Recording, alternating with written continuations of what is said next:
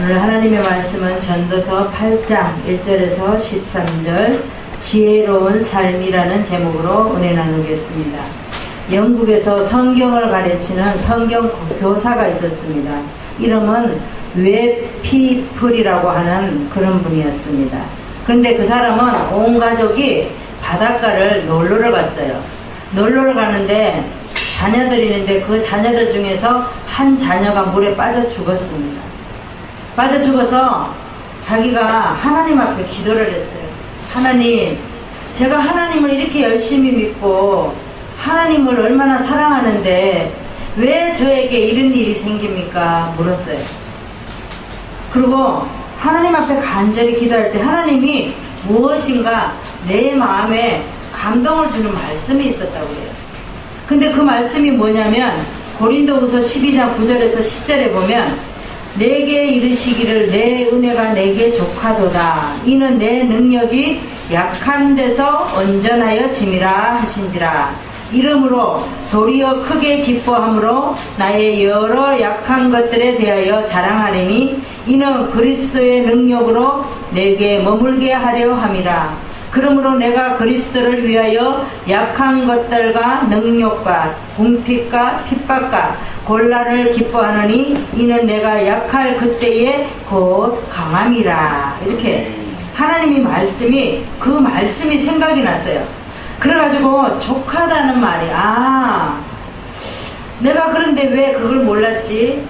비록 내 아들이 바닷가에 쓸려가서 죽어서 하나님이 데려갔지만 내게 슬프지만 하나님은 분명히 그 자녀를 하늘나라에 쓰임받기 위해서 데려간 건데 왜 내가 그 하나님의 말씀에 내가 왜 족하지를 못했을까? 그걸 깨달았습니다. 그때 깨달아진 것이 은혜를 줬는데 하나님이 우리에게 은혜를 줬는데 그것을 받아들이지를 못하는 거예요. 우리도 하나님께서 날마다 우리에게 엄청난 은혜를 주신다라는 거예요. 그런데도 우리는 어떻게 하죠? 받아들이지 못해요. 내가 받고 싶은 것만, 은혜도 받고 싶은 것만 받으려고 해요. 하나님이 어떤 나쁜 것들을 은혜로 주면 안 받으려고 해요. 우리는 때로는 내 환경에 나쁜 환경도 줄 수도 있어요. 하나님이 좋은 환경만 주는 거 아니에요. 때로는 우리 자녀에게 내가 저 아이한테 나쁘게 하지도 않은데 저 아이가 내한테 막 폭언을 막 부어요. 그럴 때도 있어요. 그것도 우리는 좋게 해야 돼요. 하나님이 저 아이를 통해서 내가 보고 깨달으라고 하시는구나. 그게 그렇게 깨달아야 돼요. 근데 우리는 어떻게 하죠? 나쁜 거 주면 하나님 믿었더니 나에게 환경이 왜 이렇게 나쁜 것만 와? 좋은 것만 안 오고 왜 저 사람은 저렇게 나쁘게 행동하는데 저 사람 왜 좋은 일만 생겨? 나는 하나님을 이토록 사랑하는데 왜 나는 내 환경과 나의 주변에는 왜 이렇게 나쁜 일만 있어? 이런다는 거예요. 그래서 하나님은 우리에게 귀한 은혜도 주시는데 우리는 그 은혜를 우리가 받아 누릴 것만 누린다라는 거예요. 근데 이분도 웨피플이라는 이 사람도 어떻게 했어요? 자기 아들이 바닷가에 실려가서 죽었지만 그때는 하나님 저희를 위로 좀 해주세요. 제가 이렇게 우리 아들이 바닷가에 쓸려가서 너무 힘들어요. 위로 좀 해주세요. 그런데 그 기도할 때에 하나님께서 성경 말씀으로 나를 위로해 주시더라고요. 우리도 분명히 기도하다 보면 찬양을 하다 보면 성경을 읽다 보면 하나님이 감동 주는 은혜가 있어요. 찬양을 부르다 보면 오늘 왜 하나님 이 찬양을 부르게 하지? 그러면 그 가사를 되살펴 보세요. 그러면 그 가사에 하나님이 분명히 주시는 은혜가 있다라는 거예요. 오늘 우리 본문에 보면 뭐라고 말합니까? 지혜의 삶을 사는 사람은 얼굴에 광채가 난다 그랬어요. 그 다음에는 얼굴에 나오는 사나운 것이 없어져요. 항상 하나님의 은혜가 넘쳐나기 때문에 얼굴이 광채가 난다라는 거예요. 왜? 근심 걱정이 떠나간다라는 거예요. 우리가 제일 먼저는 왕의 명령을 잘 들으라는 거예요. 여기에 나오는 왕은 누구로 말해요? 하나님을 말하는 거예요. 하나님의 명령을 잘 들어라. 시기와 판단을 잘 분별하라고. 높은 사람들이 더 나쁜 짓을 많이 하는데 그 사람들은 왜 잘 되고 왜 우리는 힘드는가? 그렇습니다. 또 하나는 악인은 잘 되고 의인은 힘들게 사는데 우리가 어떻게 이해해야 됩니까? 그런 말씀을 쓰는 게 오늘 본문의 말씀입니다. 그래서 우리가 어떤 지혜로운 삶을 살아가야 되는가? 첫 번째는 우리의 지혜로운 삶을 하나님의 권위에 순복하는 그런 지혜로운 삶을 살아야 됩니다. 우리 1절에서 4절의 말씀을 보시겠습니다. 지혜자와 같은 자 누구냐?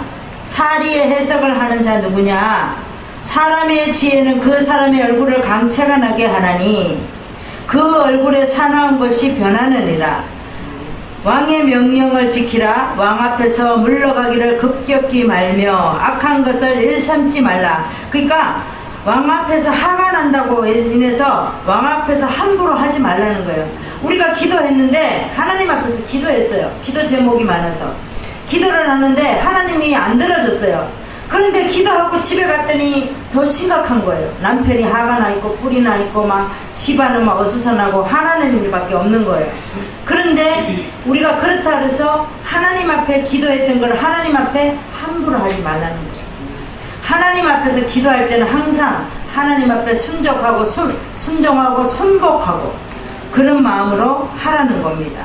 4절에 봤더니 왕의 말은 권능이 있나니 누가 이르기를 왕께서 무엇을 하시나이까 할 수 있으랴? 아니 왕이 무엇을 하든지 우리가 왕 앞에 가서 왕이 무엇을 합니까? 하루 종일 뭐 합니까? 나는 이렇게 힘들게 사는데 왕은 뭐 하십니까? 이렇게 말할 자가 누구냐는 거예요. 아무도 말할 사람이 없다라는 겁니다.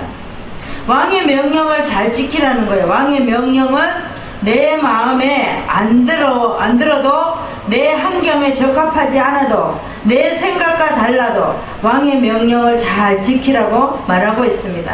3절에 봤더니 왕 앞에서 물러가기를 급격히 하지 말라. 지금 왕이 하는 모든 일들이 마음에 안 들어도 왕 앞에서 박차고 일어나 기도하다가 하나님 앞에 마음에 안 들어도 벌떡 일어나서 나가지 말라는 거예요. 그것이 바로 지혜로운 삶이라는 겁니다. 우리도 어떻게 하죠? 그때 감정으로 왕 앞에서 박차고 일어나서 나가면 안 돼요.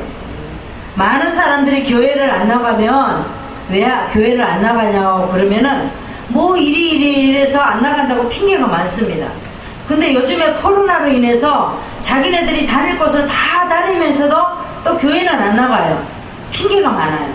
그런 거와 마찬가지예요. 그래서 교회는 사람을 보려고 가는 거 아니에요. 하나님과 나와 1대1로 교제를 나누기 위해서 나가는 거예요. 아멘. 하나님의 말씀을 들으려고 나가는 거예요. 아멘. 그래서 내가 사람한테 잘 보이려고 사람의 말을 들으려고 나가는 거 아닙니다. 목사님 보기 싫어서 안 나온다는 사람도 있다고 그래요. 목사님 보고 교회 나갑니까? 아니에요. 하나님 앞에 내가 하나님 앞에 물을 것도 있고 들을 것도 있고 알 것도 있고 그래서 나가는 거예요. 하나님과 오늘 교제하러 나가는 거예요. 아멘. 하나님과 교제는 누가 대신해 주는 거 아니에요. 부모가 대신해 줄 수 없고 자녀 것을 내가 대신해 줄 수 없어요. 하나님과 나와 1대1로 대면해서 하나님 앞에 나가는 거예요. 아멘. 신앙은 하나님과 나와 1대1이기 때문에 남이 아무리 유능한 사람이라 할지라도 내 대신 해줄 수가 없다라는 겁니다. 하나님의 권위에 완전히 순종하고 복종할 수 있는 저와 여러분 되시기를 바랍니다. 아멘. 성경을 보시겠습니다. 신명기 30장 8절을 보시겠습니다. 구약의 310장을 보시겠습니다. 너는 돌아와 다시 여호와의 말씀에 순종하고 내가 오늘날 내게 명한 그 모든 명령을 행할 것이라 라고 말하고 있습니다. 하나님께서 말씀을 순종하고 명령을 행할 것이다 라고 얘기하고 있습니다. 우리 보고 뭐라 그래요? 하나님의 말씀을 지키라는 거예요. 하나님의 말씀에 순종하고 순복하고 지키라고 말씀하고 있습니다. 성경에 보면 아사 왕이 있습니다. 우리 역대하 14장을 한번 볼까요? 역대하 14장을 한번 봅시다.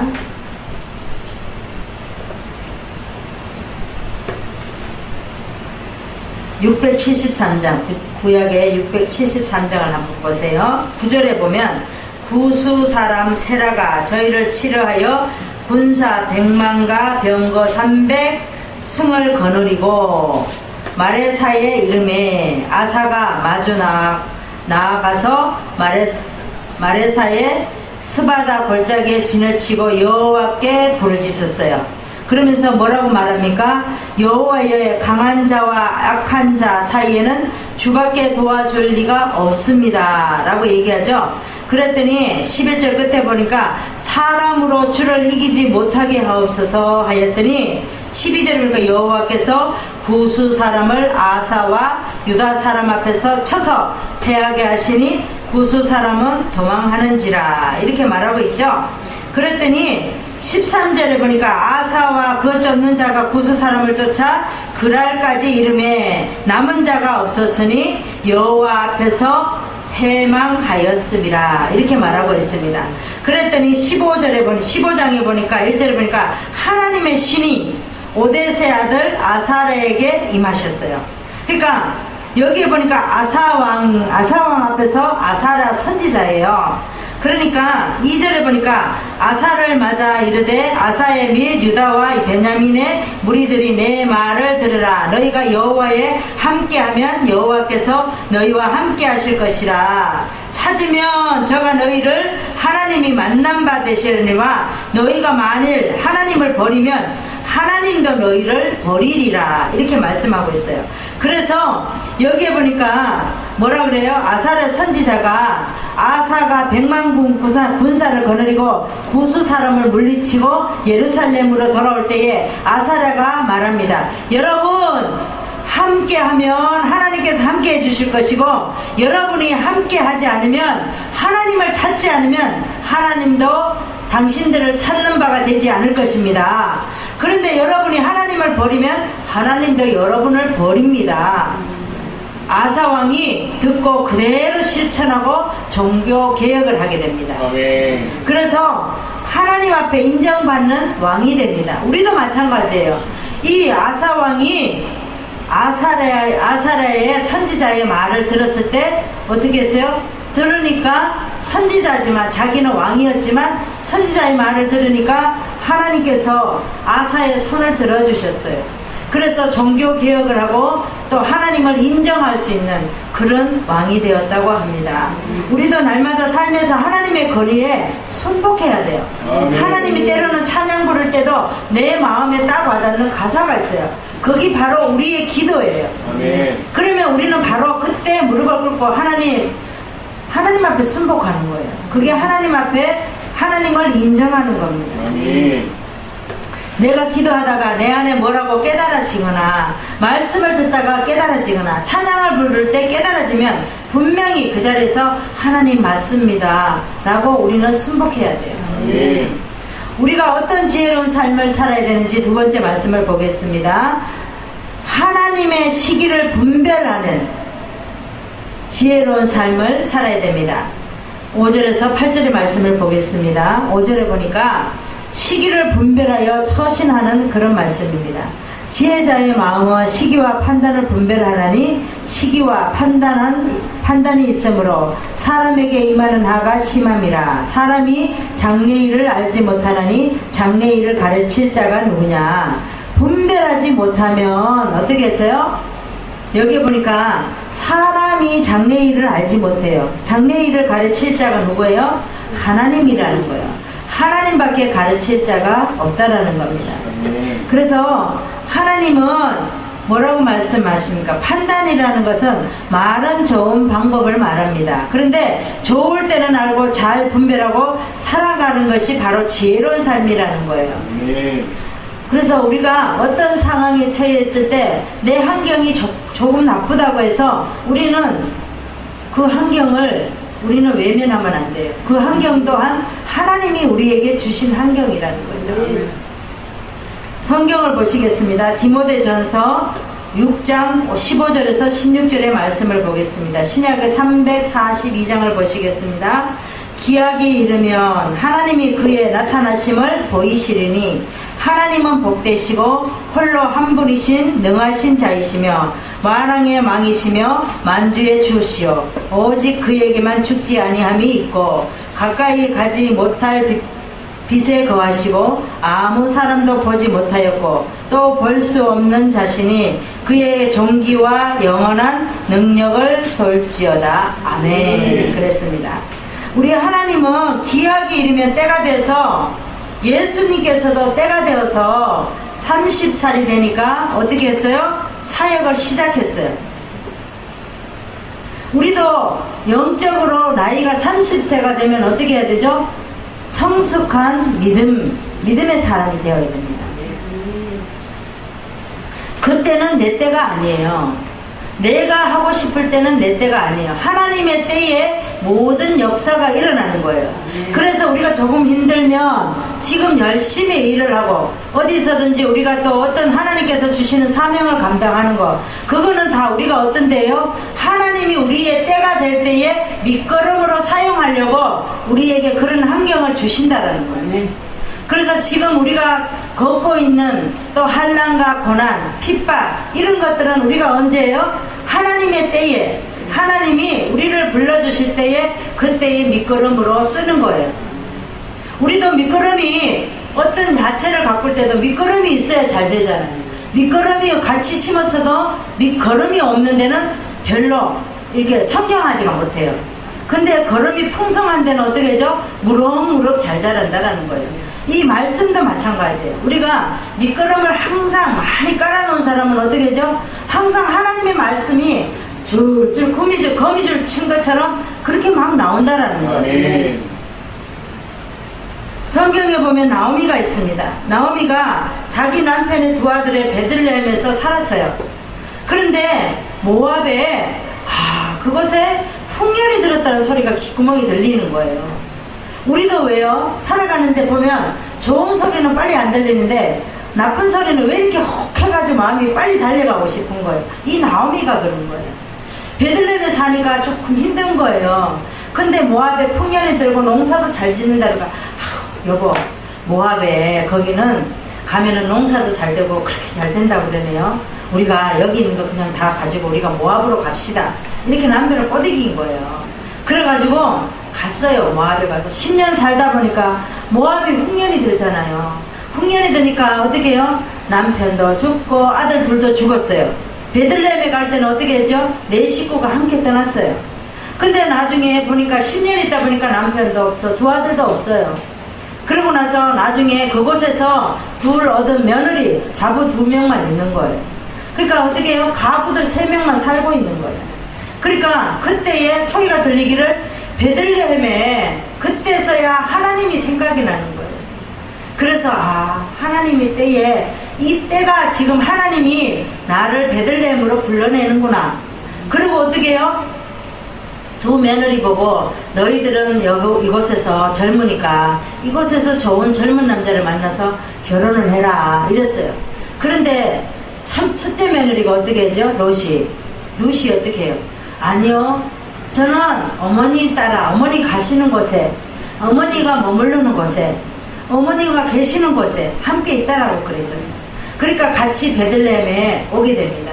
그때가 언제냐? 바로 하나님이 나오미에게 주시는 때라는 거죠. 그랬더니 누구를 만들어 놨어요? 보아스를 만들어 놨어요. 그렇습니다. 우리도 가만히 머물고 있으면 우리가 가정이 어렵다고, 사업장이 어렵다고 막 요동을 쳐요. 아니 저것을 보면 저곳에 가면 잘 될 것 같은데, 저곳에 가면 잘 될 것 같은데 막 가슴이 요동을 쳐요. 남들이 잘 된 거 보면 나도 저거 하면 잘 될 것 같아. 아니요, 하나님이 때까지 기다려야 해요. 아멘. 기다리면 하나님이 어느 때인가 나를 삽으로 푹 떠서 어떻게 하죠? 다 그것을 다 갖다 놓는다는 거예요. 그때까지 기다려야 된다는 거예요. 나오미도 어떻게 했어요? 10년이 되니까 귓구멍이 열려서 하나님이 이제 나를 베들레헴으로 다시 부르시는구나. 그래서 어떻게 했어요? 하나님과 좋은 관계로 맺어지는 사람이 되었다라는 거예요. 우리가 어떤 지혜로운 삶을 살아야 됩니까? 세 번째 말씀을 보겠습니다. 하나님의 주권을 인정하는 지혜로운 삶을 살아야 됩니다. 9절에서 13절까지 한번 보겠습니다. 9절에 보니까 내가 이런 것들을 다 보고 11절에 보니까 악한 일에 징벌이 속히 실행되지 않으므로 인생들이 악을 행하기에 마음이 담대하도다. 12절에 보니까 죄인이 100번 악을 행하고도 장수하거니와 내가 정령이 아노니 하나님을 경외하여 그 앞에서 경외하는 자가 잘 될 것이요 악인은 잘 되지 못하며 장수하지 못하고 그날이 그림자와 같으리니 라고 말하고 있습니다. 우리 욥기서 38장 한번 볼까요? 욥기서 우리 38장 한번 봅시다. 시편 앞에 봐요. 욥기서 38장을 한번 봅시다.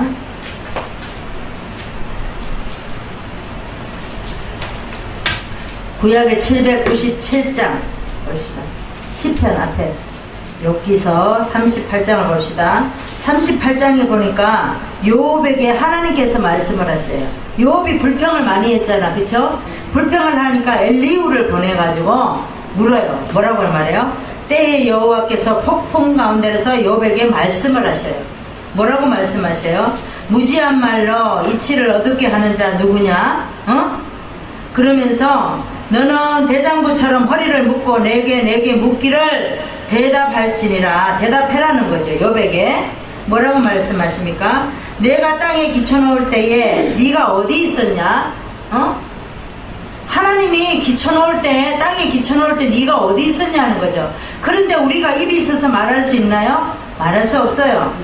근데 누가 그 도량을 정하였는지, 누가 그 존승 그 위에 띄었는지 네가 아냐? 묻는 거예요. 그 다음에 8절에 보니까 바닷물이 태에서 나온 같이 넘쳐 흐를 때에 문으로 그것을 막는 자 누구냐? 우리가 엄마 뱃속에서 태 문을 물이 있잖아요. 그 물이 뭐예요? 양수의 물이잖아요. 물이 있는데 그 물을 튀게 하고 나올 자가 누구냐는 거죠. 누가예요? 하나님이라는 거예요. 12절에 보니까 아침에 명하냐 새벽에 그 처소를 알게 하여 그것을 땅끝에 비치게 하고 악인을 그 가운데 구축하는 일이 있었느냐 묻는 거예요. 하나님께 멈추게 하는 거 누가 그렇게 했느냐는 거죠. 하나님이 하셨다는 거. 16절에 보니까 네가 바다 근원에 들어갔느냐? 깊은 물 밑으로 걸어 다녀봤냐? 깊은 바닷속에 들어가서 우리가 걸어 다닐 수 있어요? 못하죠. 하나님은 또 여러가지 물 밑으로, 그 다음에 사망의 문이 네게 나타났었느냐? 사망의 그늘이 문을 내게 보았느냐? 땅의 넓이를 네가 측량할 수 있느냐? 다 알거든 말해봐라. 네가 이거 다 할 수 있으면 너 말해봐. 한번 말해볼래? 이러는 거예요. 그러니까 우리가 하나님이 말씀하시면 우리가 말할 말이 있어요? 하나도 없다라는 거예요. 아멘. 우리는 말할 사람이 아무도 없다라는 거예요. 그런데 우리가 왜 불평해요? 왜 불만해요? 왜 하나님이 말씀하시면 우리가 막 뱀배들어요? 아니라는 거예요. 우리가 서두에 말한 성경에 보면 왜 비풀이라는 성경의 교사가 있었죠. 그 사람은 하나님을 올바로 잘 살았던 사람이에요. 믿음이 좋았던 사람입니다. 그런데도 자녀가 물에 빠져 죽으니까 이해할 수가 없었어요. 아니 내가 하나님을 이렇게 잘 믿는데 하나님이 왜 우리 아들을 건져주지 않았을까? 왜 우리 아들이 물에 빠지지 않게 도와주지 않았을까? 의문이 생겼어요. 그래서 하나님 앞에 기도했잖아요. 기도하기 뭐라 그랬어요? 하나님 제가 너무 힘들어요. 저 좀 위로 좀 해주세요. 하나님 앞에 그렇게 했어요. 그런데 거기에 대한 대답은 하나님이 하시는 일을 받아들이지 못하는 거예요. 하나님의 주권을 인정한다는 거예요. 나중에 성경 말씀이 깨닫고 나서 하나님을 인정하는 사람이 되었습니다. 아멘. 우리도 이렇게 웹비플이라는 사람처럼 우리가 하나님을 믿지만 때로는 우리에게 어려운 환경도 주실 수 있다는 거죠. 그래도 우리는 하나님을 인정할 수 있는 그런 저와 여러분 되시기를 바랍니다. 네. 성경을 보시겠습니다. 신명기 32장 39절을 보시겠습니다. 구약의 315장을 보시겠습니다. 이제는 나 곧 내가 그인 줄 알라. 나와 함께하는 신이 없도다. 죽이기도 하며 살리기도 하며 상하기도 하며 낫게도 하나니 내 손으로 능히 건질 자 없도다. 하나님은 뭐라고 말씀하셔요? 하나님은 죽이기도 하시고 살리기도 하신다 그랬어요. 상하게도 하며 낫게도 해주신다 그랬어요. 내 손으로 능히 건질 자 아무도 없다라는 거예요. 우리가 야곱을 보면 베델에서 하란으로 올라갔다가 20년 동안 외삼촌네 집에서 20년 동안 일을 했어요. 그러고 나서 야복강에서 하란에 있다가 야복강에 와서 하나님과 씨름을 했어요. 씨름을 하다가 이기고 숫곳에 거쳐서 세겜에 왔는데, 세겜에 와서 보니까 디나 강간 사건, 딸 하나밖에 없어요. 근데 이 세겜 사람들이 야곱의 딸 디나를 강간을 했어요. 그러고 나서 만나게 돼서 디나가 강간 사건을 일어나고 나서 야곱이 어떻게 합니까? 거기서 야곱이 베델로 올라가게 돼. 하나님이 나보고 베델로 올라가라는데 안 올라가니까 하나님이 이렇게 우리 딸을 강간 사건으로 일으켰구나. 그러고 나서 야곱이 어떻게 했어요? 가족에게 야 빨리 짐 싸라, 우리 베델로 올라가자, 이렇게 한 거예요. 그래서 야곱이 온 식구를 다 거느리고 베델에 올라갔습니다. 거기에서 어떻게 하죠? 거기에 돌기둥을 세우고 또 교회를 세우게 되잖아요. 하나님의 의도를 본 사람이, 하나님의 주권을 인정하고 모든 것을 내려놓고 하나님의 의도를 따라간 사람이 바로 야곱입니다. 우리도 우리가 편해지려고, 괜찮아지려고 하나님의 뜻을 생각하지 않으면 안 됩니다. 내가 가는데 하나님이 나를 이끄는 방향으로 가야 돼요. 하나님은 조그마하지 않아요. 우리는 생각할 수 없는, 우리는 아주 조그마한 사람들이에요. 그래서 하나님이 이끄는 대로 따라가기만 하면 하나님이 우리를 인도해 간다는 거예요. 때로는 우리는 슬픔, 아픔, 질병, 고통 가운데 있을지라도 하나님의 주권을 인정하고 우리가 또 한 주간 살아가는 저와 여러분 되시기를 바랍니다. 말씀을 정리합니다. 오늘 하나님께서 우리에게 지혜의 삶을 살으라고 말씀을 하고 있어요. 하나님의 권위에 대해서 순복하라고 말씀하고 있습니다. 하나님의 시기와 방법을 잘 분별하라는 겁니다. 하나님의 주권을 인정해서 또 이해가 안 돼도 슬퍼도 우리는 어떻게 해야 됩니까? 하나님에게 족하다라고, 하나님의 주신 것이 우리에게 족하다라고 분명히 말할 수 있는 저와 여러분 되시기를 바랍니다. 기도하겠습니다. 하나님 감사합니다. 오늘도 하나님께서 우리에게 귀한 말씀으로 주셨습니다. 왜 베풀 아버지 그 성경 교사처럼 자녀가 아버지 바닷가에 쓸려갔을지라도 하나님의 주권을 인정할 수 있는 그런 사람인 것처럼 나오미가 하나님 아버지 10년 동안 아버지 모압에서 모진 고통과 또 그렇게 살았지만 하나님께서 베델로 불렀을 때 순복하고 순종하고 가는 것처럼 야곱이 하나님 많은 곳을 돌아다녔지만 하나님께서 베델로 불렀을 때 순종하고 순복하고 가는 것처럼 우리도 하나님 아버지 또 이런 분들처럼 하나님께서 부르시면 순종이 아니라 순복할 수 있는 우리가 되기를 원합니다. 아멘. 한 주간 살아가는데 우리가 때로는 장마로 인해서 지금 아버지 많은 곳곳에서 피해 있는 것도 많습니다. 그럼에도 우리에게 귀한 평안을 주시는 거 얼마나 감사한지 모릅니다. 오늘도 말씀 붙들고 한 주간 살아갈 때 늘 부족함이 없는 아버지 우리가 되기를 원합니다. 감사드리며 예수님의 이름으로 기도드리옵나이다. 아멘. 아멘.